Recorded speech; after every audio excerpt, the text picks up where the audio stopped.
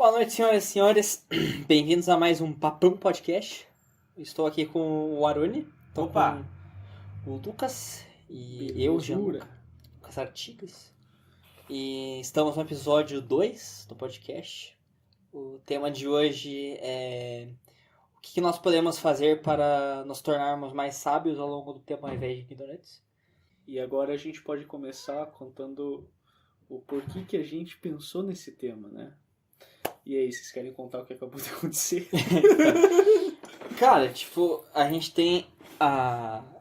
Eu não vou, me posicionar sobre isso. Sem muitos detalhes. Sem muitos detalhes, mas o que basicamente que aconteceu foi uma discussão sobre situações acontecendo no governo. Por exemplo, vamos citar diretamente, por exemplo, o governo Lula, certo?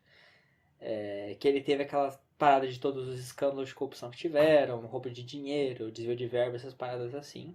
E algumas coisas que estão acontecendo agora no governo atual do Jair Bolsonaro, que no caso seriam uma má gestão na pandemia, que isso, na verdade, acho que não vou dizer que é quase unânime, mas muita gente concorda nesse ponto, que não foi muito bom. E também tem alguns escândalos também de corrupção acontecendo dentro do governo, não exatamente relacionados ao presidente, mas bem ao círculo próximo dele.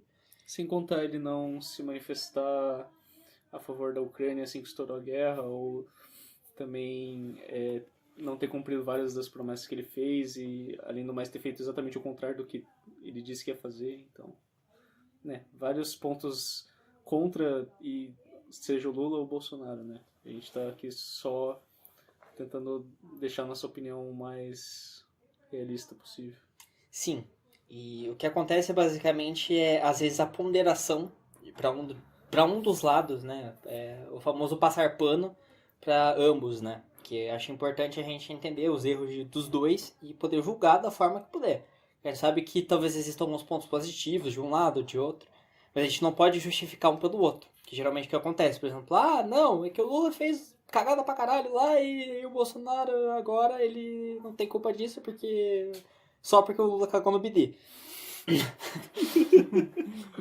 Mas a verdade é que, uma coisa não justifica a outra, sabe? Se ele teve uma gestão que não foi tão boa, por exemplo, a segunda, né? O Bolsonaro não pode chegar e, como ele diz, né, fraquejar na vez que é a vez dele fazer alguma coisa. Tanto é que foi o que ele prometeu. Foi fazer alguma mudança e... Fazer o novo, né? E a única mudança é 12% de inflação no ano, né? O juro tá lá em cima. Então a gente... Então, assim, eu acho importante o exercício de você achar pontos positivos e negativos em todas as coisas e você entender que às vezes as coisas não estão interligadas, não estão conectadas. Às vezes podem estar sim conectadas, mas que você deve julgar caso a caso isolado. E outra coisa que nada a ver, mas avisando que hoje nós estamos reunidos em um único local para gravar, né? E a Yasmin não está presente, né? Só isso mesmo. A Yasmin tá festejando com as amigas dela, isso que importa. Exatamente. Agora, Aruni, fale um pouco você aí, não sei... Então, o que eu acho basicamente que a gente presenciou foi mais um conflito geracional de ideias, basicamente mesmo, né? Sim. De certa forma, são visões de mundo bastante diferentes. A visão de mundo que a vó do Jean apresentou é uma visão que já está sedimentada há muitos anos já. Então ela é a famosa frase, aquela que tem a velha opinião formada sobre tudo. E a leitura que ela faz sobre o governo atual é influenciada por essa visão. E uma coisa que me chamou a atenção, que eu que sugeri esse tema, né? É que ela falou que, eu tenho 60 anos a mais que vocês, então, né, eu sou muito mais sabida que vocês, eu vivi muito mais coisa. E isso faz a gente pensar, né, isso é um bom argumento. Mas eu lembro que uma coisa que me veio na cabeça, é porque minha cabeça pensa um monte de coisa, nada a ver, e eu tento ligar elas. Mas eu lembrei do Star Wars, que a gente viu no cinema, o episódio 8, que é bem polêmico, né? Que o Luke, ele, ao invés de ser um mestre Jedi super foda, ele vira um cara meio desesperançoso, assim, né? E com uma visão muito mais nostálgica do passado de como ele era bom, né? Que agora ele é um cara muito sem esperança, né? Porque ele pega lá a menina lá é Rey, né? Rey pede pra ele treinar ela e ele, não acredito mais na força. Ele abandonou o Kylo Ren e a puta que pariu, não sou muito por dentro dessa nova mitologia de Star Wars. Mas daí, isso pra pensar, né? Pô, tem muito velho que a gente vê que fica meio burrão com o tempo, mas tem uns exemplos que eles ficam bons, né? Bem sábios, assim, que nos passam muitas visões bacanas sobre o mundo. E o Aruni falou o exemplo do vô dele, que é muito legal, né? Se quiser dar aí o exemplo. Então, eu, assim, fazendo uma análise, eu sei que ela vai ter um pouco de peso, tentando ser imparcial, mas ela vai ter certamente um peso, como posso dizer, sentimental sobre ele, até porque a gente tem convivido mais próximo ultimamente, mas na verdade, esse avô, a gente passou muitos anos assim, sem estar muito próximo. Então eu tenho conhecido mais as ideias dele, como ele vê o mundo recentemente.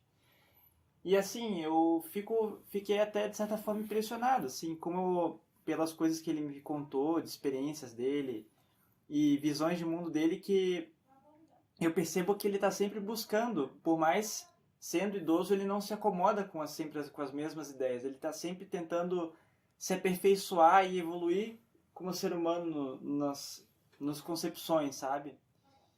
E eu acho que isso se dá porque ele dá bastante atenção ao lado espiritual dele, sabe? O lado, não digo necessariamente religioso, mas um lado espiritual de desenvolvimento humano, sabe? Você está sempre tentando aprender alguma coisa. Por mais que você seja velho, você não para de aprender. Ele admite isso. Que a gente está em constante transformação, constante aprendizado, constante evolução. Então as ideias evoluem junto. Uma coisa importante de citar também sobre esse pensamento dele é que ele é espírita, né? Que é um pensamento que gosta muito de pensar que a gente tem que evoluir nossa alma, né? E evoluir como seres. Acho que você pensar também o jeito que a pessoa encara a vida, tipo a religião dela, por exemplo, ou a não religião, pode determinar muito como ela vai se portar a respeito desse negócio de querer sempre aprender ou não, né? Também. Sim. Às vezes a pessoa se acomoda num ponto de vista muito unilateral, assim, não quer mudar, né? Fala um pouco aí, Gia. O que tem? Não, eu só ia falar, assim, rapidinho. É que tem várias filosofias de vida que, inclusive, entram no âmbito espiritual que encaram a vida de formas diferentes. Algumas são mais estáticas, outras são mais de mudanças. Uhum. Exatamente. Tem umas que são mais dogmáticas, né? Outras menos. Sim. Assim, eu acho que pensamentos, acho que essa parada de ser sábio ou ser ignorante, ela combina muito bem com o vinho, né? Porque o vinho, quando tá em um ambiente de conservação bom, em que ele pode estar ali, né, fermentando e tudo mais, ele geralmente fica mais gostoso com o tempo. Pode apurar, né? Apura o gosto, ou o gosto fica uma bosta. Vira vinagre, né? Se ele tiver num ambiente que deixa ele mais ácido, ele vira vinagre. Ele vira aldeído, né? Que é o elemento que... O álcool vira aldeído. Abraço aí ao professor Wellington, né? Lembro da sala até hoje. Sim. Grande Wellington. Química. Até a gente visitou o IF hoje. Nossa antiga escola, né? O Instituto Federal. Uhum. Foda pra caralho. Foi muito bom. Estavam relembrando lá. Sim, foi um dia... Eu contei para o Rony, mas eu não contei pra você, que eu tive um momento muito triste hoje. Que a gente tava dentro do laboratório que a gente foi lá ver, né? A gente fez programação de jogos. E daí eu olhei pela porta e eu vi umas 2 ou 3 meninas correndo assim. E deu, caraca, que saudade disso, eu nunca mais vou ter isso de volta, sabe? Deu um negócio bem triste, assim. Uhum. Mas enfim, foi muito bom lá reviver e acho que a gente não pode pensar muito no passado, né? Mas foi uma nostalgia triste, assim. Não sei. Uhum. Às vezes a gente tem uma nostalgia feliz, né? Mas é uma nostalgia triste, por esse lado. A gente não poder ser mais as 3 meninas... Né, no caso, as 3 meninas. Mas... Só na próxima vida, quem sabe. Mas assim, a ser sábio, ou você ser ignorante também tá relacionado com a forma como você aproveita os momentos da sua vida. Como você aproveita o momento com as pessoas que você ama, como você lida com as situações de vida que você é imposto. E como você também, às vezes, como você tem um carinho com as pessoas que você também ama. Eu acho que ser sábio não é só sobre pensamentos, mas sobre diversos âmbitos, sobre diversas coisas também. Não é só sobre você saber algo, mas sim Atitudes também podem demonstrar ser sábio. ser sábio ou ser idiota, né? Então, Atitudes. por exemplo, você pode ser um completo de um petista, você adora o Lula, você teria uma noite com o Lula se pudesse. Mas será que ele ia conseguir? Porque ele tá meio idoso, né? Ele tem que usar um a pipa do azulzinho. vovô não sobe. Enfim, mas se você é um cara sábio de verdade, você não vai ver, tipo, um bolsonarista, você vai querer brigar com ele, assim, tipo, nossa, vou estar certo. Não, tipo, você pode até argumentar seus pontos ali, você falar suas coisas, mas, cara, tipo, que você vai querer uma briga? Por que você vai querer puxar uma briga com um cara que pensa diferente de você? Por que você precisa se mostrar superior àquela pessoa por ela ser diferente de você? Vocês acham que a questão de ser sábio tem mais a ver com você se tornar cada vez mais humano e sentimental ou cada vez mais frio e racional? Acho que é sobre você equilibrar os dois. Olha, uma coisa interessante que o meu avô falou esses dias Hum. é que ele falou que uma coisa sobre quando você desenvolve um certo nível de sabedoria, você começa a perceber que o ideal não são os extremos, é sempre o caminho do meio. Exato. E ele falou que o budismo, tanto o budismo quanto o espiritismo falam sobre isso, então as pessoas elas estão num momento de polarização muito grande sobre as coisas, é um lado ou é outro, mas ele falou que sempre a solução mais equilibrada, mais ponderada é você escolher o caminho do meio. Mas e eu- você vai encontrar paz com aquilo. Mas eu acho que assim, eu acho que é difícil a gente também definir dois extremos. Porque, por exemplo, assim, se a gente for definir extremos ali, por exemplo, sobre a conversa, ou você brigar com a pessoa, ou você ficar calado e não falar nada, ou você argumentar, mas não se envolver emocionalmente com a briga, digamos assim. Podem ser dois extremos o que você acabou de falar, sobre ou ser mais frio e racional, ou ser mais sentimental e humano. Pode ser dois extremos ambos. Mas a pessoa pode ficar quieta, não por ser frio e racional, mas por se sentir ameaçada, por exemplo. Agora, eu acho que às vezes, eu gostava muito desse tipo de filosofia também, de você gostar de ir pelo caminho do meio. Na verdade, eu gosto dessa filosofia. Mas eu acho que tem muitas vezes que a gente não tem como definir quais são os dois extremos bem certinhos, sabe? Sim. E eu acho que, na verdade, tem momentos da vida que a gente tem que ser... A gente tem que estar sempre se calibrando entre os extremos, assim. Porque, por exemplo, sei lá, você tá desempregado, assim, você fica com sangue nos olhos pra arrumar um emprego, por exemplo. Isso é bom. Só que você tá num extremo, né? Você tá num extremo de necessidade de arranjar um emprego, digamos. Agora, às vezes você tem que ser mais passivo. Você tem que ter mais paciência. Não agir pra evitar alguma situação, entendeu? Pra manter as coisas de um jeito mais pacífico. Você pode ver esses dois como dois extremos, mas você pode ver essa pessoa como uma pessoa ponderada também. Se pensar na cosmovisão geral da linha do tempo da vida da pessoa, Cosmovisão. Essa foi boa. você vai ver que se a pessoa ela sempre altera entre esses lados, ela altera de uma forma digamos ponderada, uma forma uma forma adequada assim para as necessidades, para as coisas que se apresentam, você vai ver que a soma desses dois, a soma e, como eu posso dizer, não conceito matemático, mas você vai ver que um momento a pessoa foi mais para esse lado, aqui outro foi mais para esse. Você vai ver que na cosmovisão geral aquilo vai afunilar para o caminho do meio. Sim, um caminho de equilíbrio. Um caminho sobre de ondas. equilíbrio. É sobre ondas. Se você para pra pensar cientificamente, o universo ele é composto por ondas. As ondas eletromagnéticas, né? A gravidade é tudo uma onda. O universo é uma onda gigantesca, que às vezes ela tá mais para cima, às vezes ela tá mais para baixo. Às vezes certos corpos eles acabam explodindo e por isso acaba gerando desequilíbrio. Às vezes é um marasmo tão grande que as ondas são pequenas. É tipo aquele lugar mais vazio do universo, que não tem sol assim para dominar as coisas, ou não tem planetas, então acaba sendo bem quieto. É um espaço silencioso, né? É o espaço afora. Mas é que assim, por exemplo, vocês pegam esse negócio de os opostos, né? As coisas, os extremos, né? Agora, por exemplo, digamos, a gente pode definir aqui, na nossa visão, que a luz e a sombra são dois extremos separados, né? Mas se você estudar a fundo, você vê que nem a luz nem a sombra existem. Ela é só a reação das ondas, no caso aí que vocês estão falando, acontecendo, né? Sim. Então, não existe extremo, só existe pra gente que tá observando. Depende do observador.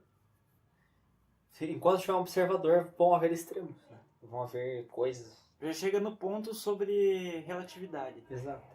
Eu tenho, não uma teoria, mas eu tenho uma observação muito legal agora que a gente estava falando de essa parada de extremos, né? É engraçado porque, vamos supor naquela época, tipo de 2002, mais ou menos, quando o Lula foi eleito, né?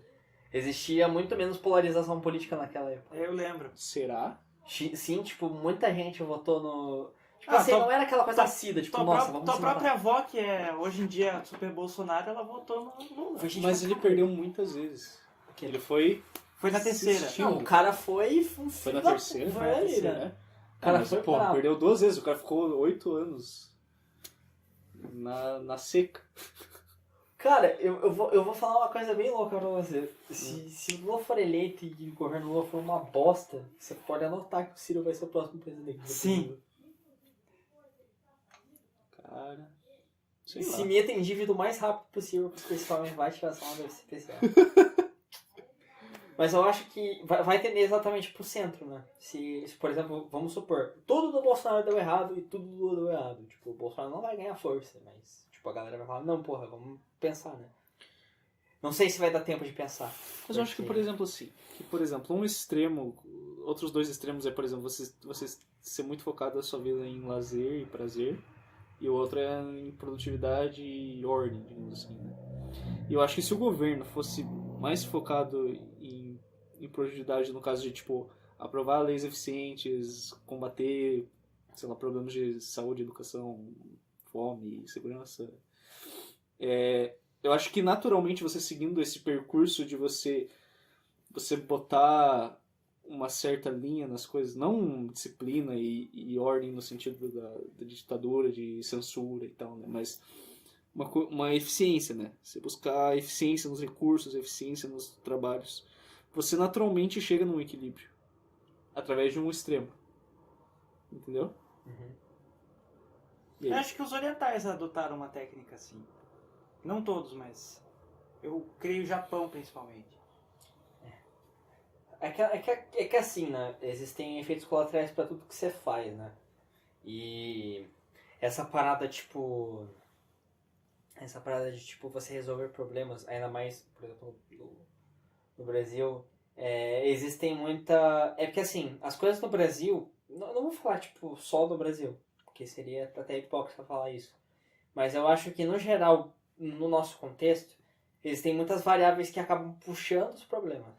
Tipo assim, vamos supor, se existe um ser A que quer resolver coisa A, vai existir um ser B que quer atrapalhar a coisa A, de acontecer. Porque ele quer alguma coisa em cima daquilo, ele quer ganhar, pô, não, quero consertar a rua das flores aqui. Aí o vereador chega e fala, não, porra, quanto você me dá pra consertar essa rua? Quanto vai custar, quanto que você vai fazer pra mim? Entendeu? Então, tipo, existem muitas... O jeito brasileiro, inclusive, é muito problemático, porque, assim, uma parte do brasileiro, ele gosta de ser na vantagem. Inclusive quando você tá lá em cima.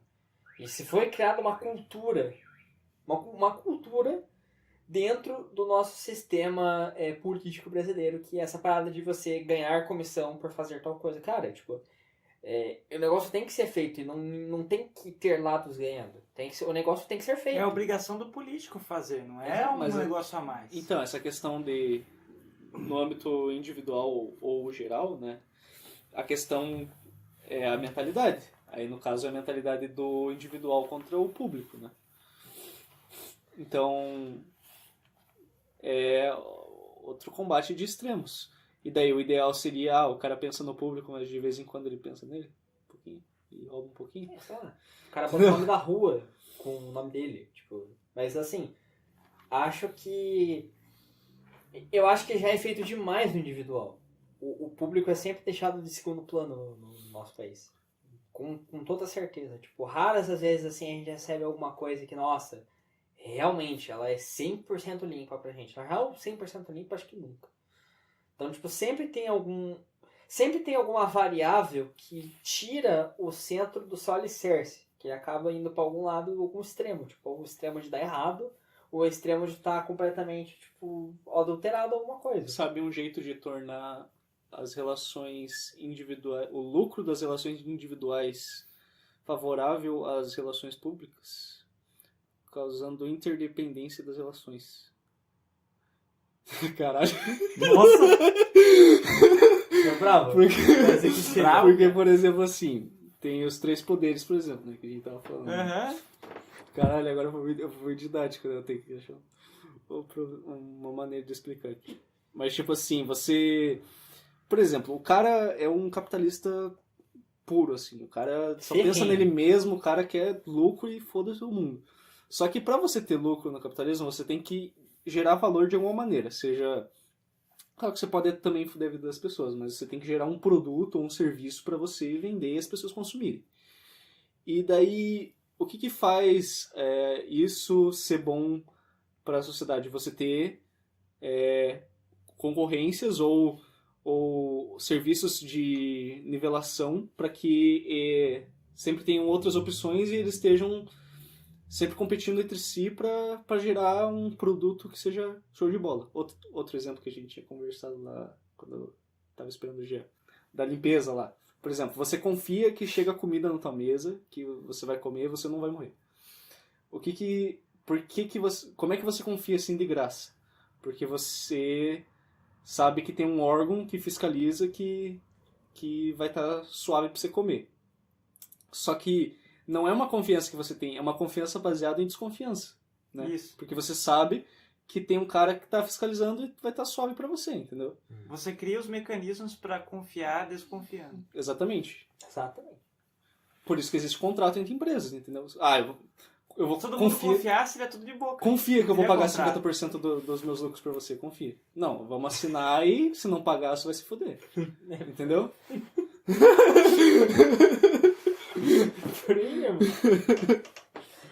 Cara, o engraçado é sempre que nosso podcast, pelo menos o primeiro, foi um zigue-zague, né?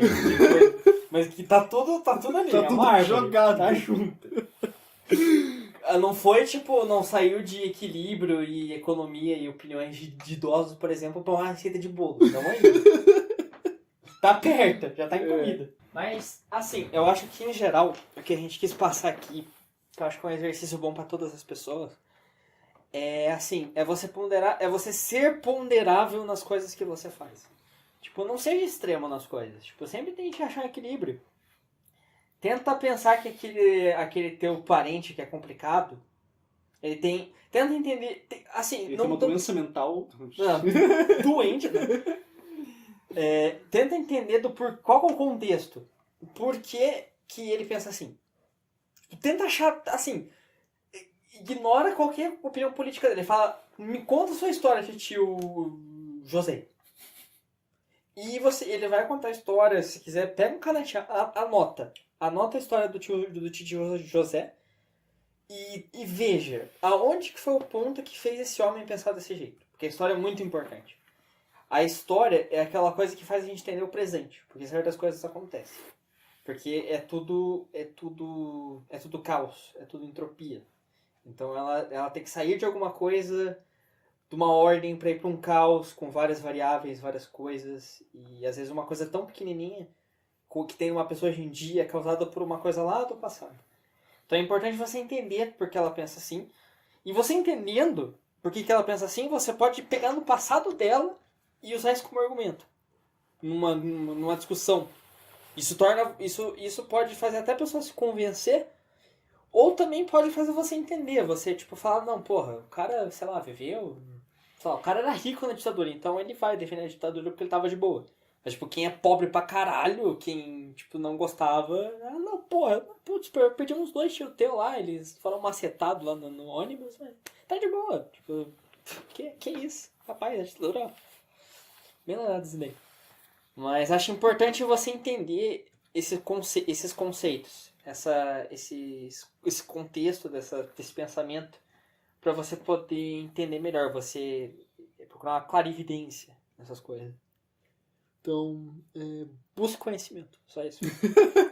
Ótima mensagem do ET Bilu. Pão! Eu não parei de gravar ainda. Não? Daí eu passei tipo aquele trecho assim que tem em preto e branco, né? A pessoa fica falando assim. Só que daí é o que? Um áudio abafadinho? Por aí. Um SMR. É assim que a gente termina um podcast.